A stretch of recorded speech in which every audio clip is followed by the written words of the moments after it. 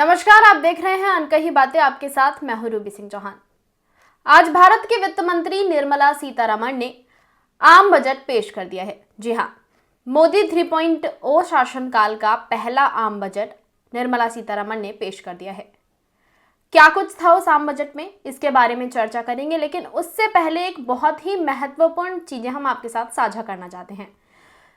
Budget session के दौरान जो लाइव चल रहा था हमारा, उसमें कुछ प्रश्न इस प्रकार थे कि आम जनता के लिए जब ये बजट है तो फिर ये बजट इंग्लिश में क्यों पेश किया जा रहा है, हिंदी में करना चाहिए या फिर किसी और क्षेत्रीय भाषा में।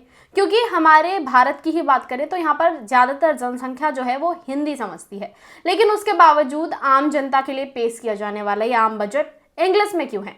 जब हमारी टीम ने इस पर रिसर्च किया तो हमें कुछ अहम पॉइंट्स बोलो या चीज़ें मिली, जिसको हम आपके साथ साझा करेंगे और बताएंगे कि ऐसा क्यों किया जाता है।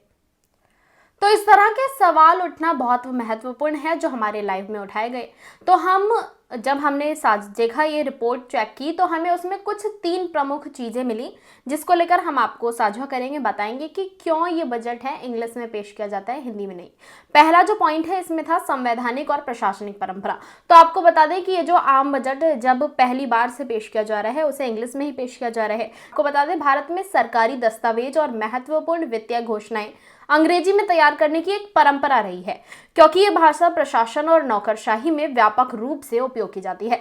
तो हम इसको मान सकते हैं कि ये जो बजट है वो इंग्लिश में इसलिए पेश किया जाता है। उसके अलावा जो सेकंड पॉइंट है वो है अंतर्राष्ट्रीय निवेशक और कारोबारी समुदाय। तो आपको बता दें कि ये जो बजट होता है वो केवल हमारे देश की जनता के लिए नहीं, विदेश में भी निवेशकों के लिए होता है, जिसके चलते ये माना जाता है कि बजट जो है वो देश की जनता के लिए नहीं, बाहर के विदेशी निवेशकों और वैश्विक वित्तीय संस्थानों के लिए भी होता है। और इसलिए इसे अंग्रेजी में प्रस्तुत करा जाता है ताकि इसका जो संचार है अंतर्राष्ट्रीय निवेशकों से आसानी से हो सके कम्युनिकेशन। वहीं अगर हम थर्ड पॉइंट की बात करें तो कहा जाता है कि ये तकनीकी वित्तीय शब्दावली। आपको बता दें कि बजट में कई सारे ऐसे वर्ड्स होते हैं जो हिंदी में बोलने में हार्ड होते हैं और इंग्लिश में ईजी होते हैं।